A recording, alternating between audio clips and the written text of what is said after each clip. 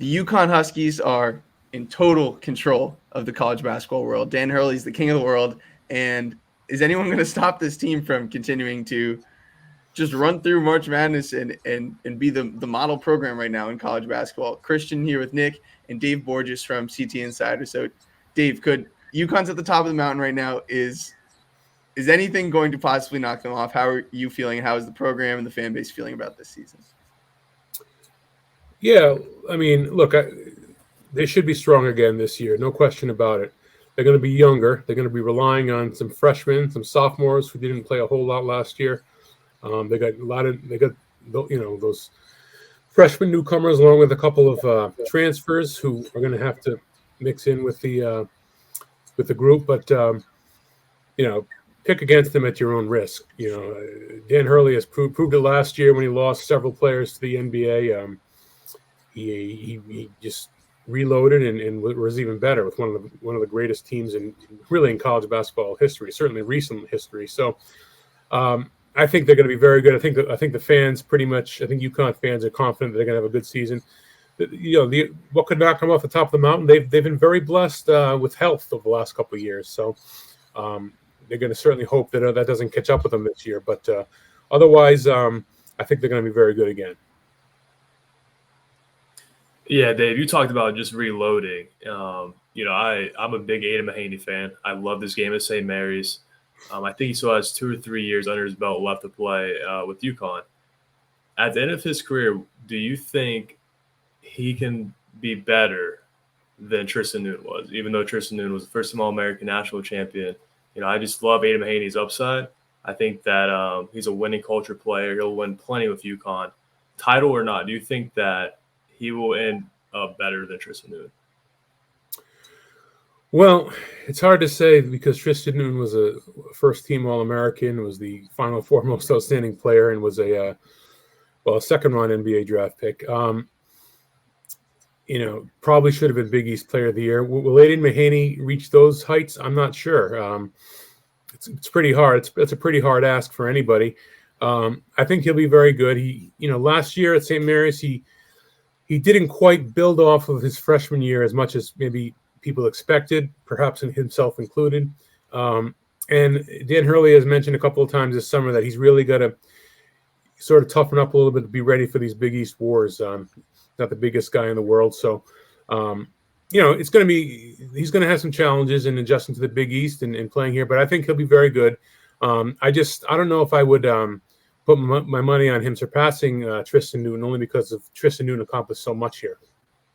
So something I'm intrigued by is Caravan is clearly like the leader of this team, right? And then you have a super exciting freshman in McNeely, like with his shooting ability. Mahaney, like you said, there might be some adjustment to the Big East, but he's still a guard that's played at a very high level in college for 2 years. Diarra is expected to just kind of level up with more usage. And then Samson Johnson is ready to be that next starting big. I think Terrace Reed is a really interesting piece here because I think a reason why UConn's been so good the last 2 years is that they can have these two bigs. There's always a big that's a problem that's in the game. And obviously Klingon missed some time last year, but it's like when Sonogo came out to bring in Klingon was just absurd. To have a dominating guy like that coming in. Then when Klingon came out, Johnson played really well, and it wasn't Kling Kong in there, but there was like a legit mobile 7-foot rim protector who could fly above the rim and finish. So, like, what are the things you've been hearing about Terrace Reed? Do you think he can be as good as Samson Johnson, if not better? Like, could he even be starting over Samson? At some point, he could be. Maybe to start the season, or maybe somewhere during the season, he could.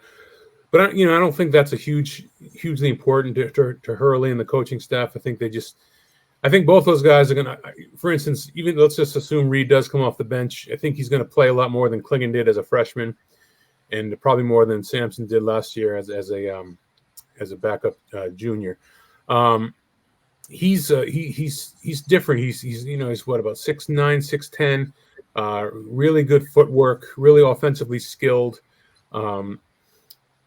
I don't know if he's quite the comparisons are made to Adama Sonogo. Now again, that's a pretty high hill to climb, but kind of similar to Adama Sonogo in that way.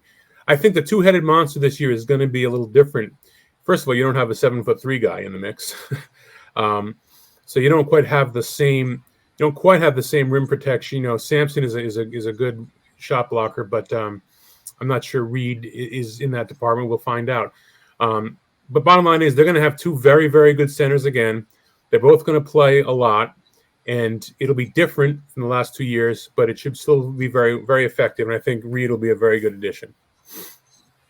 Yeah, I love the way they're going to mesh because Reed was one of the best offensive rebounders in the Big Ten last season. Sampson brings you different versatility with, rim protection and just, lob threats. Early on, you mentioned, being kind of young this season, a freshman, a sophomore. So I want to ask you about the two sophomores, Solo Ball and Jalen Stewart. What do you expect for their growth and their development this season? And then the freshmen, kind of under the radar freshmen, not Isaac McNeely, but Amon Noel and Isaiah Abraham. What can we expect for them in year one? Well, as far as Ball and Stewart are concerned, I think both are going to be very important, play very important roles this year. I mean, Ball got about 10 or 11 starts last year, I think, while Steph Castle was injured, and he had some struggles, but he also had some big moments. He had a big game in the Garden, I believe, against North Carolina in the early season, and and then he played like a freshman at times as well, and was a little tentative, but he's got great ability, great athleticism, and the coaching staff keeps saying that he's a much better shooter than he's shown so far in games. So he's going to play a big role. And Jalen Stewart, I've loved since I saw him at the Peach Jam two summers ago. Just a versatile guy. It took him a while to, after Ball had kind of fallen out of the rotation a little bit, Stewart kind of assumed that sort of eighth man in the rotation last year towards the end of the year and had some nice games in the Big East tournament. And a guy who can, he's a little bit deceptively athletic, more athletic than maybe he looks at times, can play almost all 5 positions on the floor defensively, and can shoot the ball and is really skilled in terms of his passing. I like him a lot, and I know the coaching staff does too. He's going to really be fighting for a starting spot this year. So both those guys will be big. And as far as the freshmen, obviously Liam McNeely, like has been mentioned, he's going to be a major guy this year. But Ahmad Noel, I think, good chance to sort of be Hassan Diarra's backup at point. He was the top recruit for UConn until McNeely signed back in April. I think he's going to. I'm not sure he's a dynamic shooter, but I think he's a consummate Big East tough point guard. He's big and thick, and I think he'll be physically ready for the Big East even as a freshman. And Isaiah Abraham might be the surprise of the early goings here. He played really well in the open scrimmage that UConn had a few weeks ago, a month or so ago. He's an athletic guy, and he's a defense. He loves playing. He knows defense is his calling card, and he knows as a freshman that's going to get him on the floor. He's ready for that. I think fans are going to really like his game. So something that, hearing you talk about these guys and thinking about Stewart and Ball, and this freshman class, Dan Hurley's got enough guys. He's got the talent that he needs to run his system and play the way he wants to play, which is why I feel like you got to give him the benefit of the doubt that this team is going to be first or second in the Big East once again. Something that I also think is interesting is we know who DR and Caravan are as players, and they were great last year with their roles. And a big step is kind of expected of both of them, right? So I guess, how do you expect them, I guess, to be able to play similarly to how they played last year, but just touching the ball more, if that makes sense? Or do you expect Caravan to kind of be a guy that they look for more to not necessarily create, but let me rephrase it. So sometimes out on the floor last year when you're watching, it's Newton, it's Spencer, it's Castle, it's Klingon, and it's Caravan. I feel like the common perception was if you had to say who's the worst player on UConn, it would be Caravan. But I would argue sometimes that he was their best player last year. He just didn't, do maybe his impact wasn't as loud, but he's just such a good basketball player. But I guess, is he do you think he'll still be able to play his style and just do all the right things just at a slightly bit more volume with the new pieces coming in, or do you think he's going to like be a clear best player for this team? Oh, I think he'll be the best player on the team. I think it'll be obvious. I think he'll be a leader. He'll be a vocal leader. I know he's working hard to improve his shot. I mean, he's been a good. I think he's a career 40% three-point shooter. I think last year might have dipped to about 37% on the season. So he'd like to get above that 40% and maybe even be a 44, 45% three-point shooter, which would make him, to me, as a 6'8" guy and who's great basketball IQ and can do a lot of other things on the floor, would probably make him a first-round draft pick. So yeah, no, I think he's ready to be that guy this year. Just the fact that he was at times maybe overlooked last year just shows how talented last year's team was and how versatile and essentially how deep. But I think this year's team could be even deeper, and maybe not quite as talented, but could go maybe nine deep. Maybe 10 deep. That's a lot, but I think this team could be deeper than last year's squad. And Hassan Diar, did I call him Mamadou before? No. Okay, good. I don't know why I thought I might have said that, but Hassan, I think look out for him this year. I think he's going to have a real big year as a leader and as a point guard, and maybe even a guy who could be talked about as sort of an all Big East type player. What I loved about DR is when he would come in off the bench last year, like, man, his energy was just incredible, and I would love to see if he can keep that up for. Yeah, and the thing, and not to interrupt you, but like Diarra and Samson Johnson to me are like the ultimate energy guys off the bench. They're perfectly suited for that role, but they've also been here a while, and they deserve the chance to start, and they're certainly talented enough to start. So I don't know, in a perfect world, you'd almost have Samson coming off the bench, and maybe Hassan coming off the bench if they wanted to sort of start Mahaney at the point. I'm not sure if we'll see if that would make sense, but I think at least the start of the season, both guys will be starters, and Hassan probably will be a starter all year, I would think. Yeah, non-personnel wise, man, I can't imagine being a Uconn fan right now. Back-to-back titles, and not only that, but I mean, you guys are getting entertained all season because the Big East is great. And last season, Uconn had the 12th ranked straight of schedule, and this season, you guys got Baylor, Texas, Gonzaga, Memphis in the non-con. So just hat tip to Dan Hurley on the scheduling. With a little bit of a younger team, like there's more youth infused this season. Do you guys still think that the team will have the same non-con success as they've had in the last two seasons? Well, yeah, I mean, you're right. Like you said, like I said earlier too, they're going to be younger. They're going to be relying on more guys who haven't had a whole lot of experience or any at all in the case of the freshmen.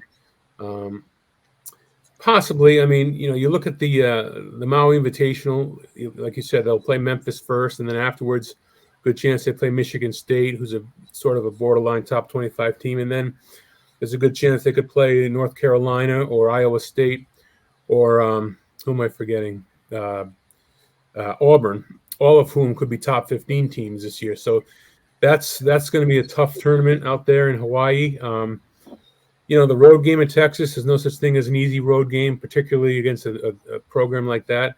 I think really the game of the year, maybe the home game of the year, maybe not in terms of the fans because they're certainly more excited when like Rick Pitino comes to town or Ryan Kalkbrenner or even maybe Providence. But Baylor, yeah, that's going to be. I really am high on Baylor this year. I think they're going to be very, very good. I think they're top five preseason teams. So I guess to answer your question, you with the youth and with the tough schedule, they only lost one non-conference game last year. Could they lose two this year? I think it's certainly possible.